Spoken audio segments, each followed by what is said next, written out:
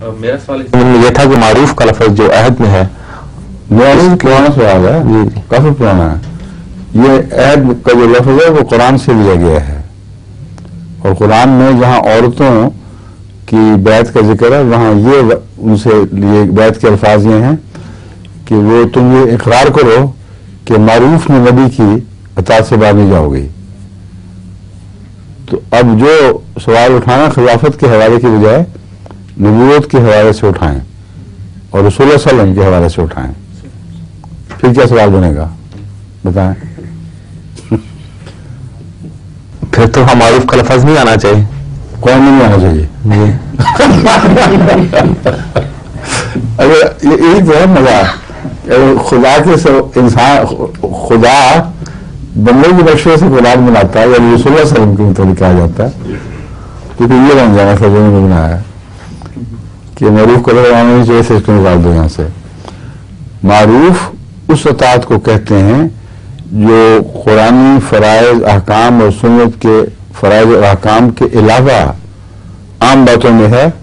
جس میں براہ راست انسان پابندی کا کسی چیز کا پابند نہ ہو۔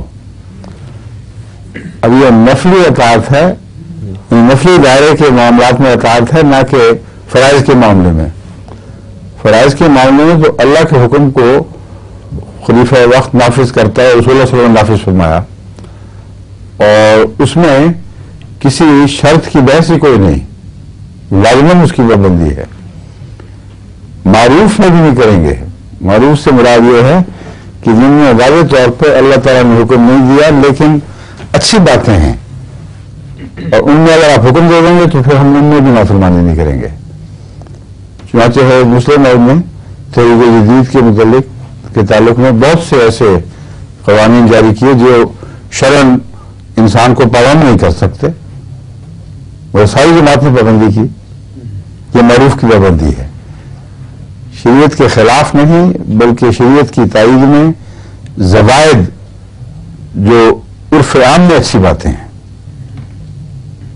اور اس کی سند عالمی سند ہے، عرف عام کی بحث ہے، تبھی معروف کہلاتی ہے۔ تمام ایسی باتیں جو اچھی ہیں وہ شریعت نے حکم دیا ہو نہ دیا ہو،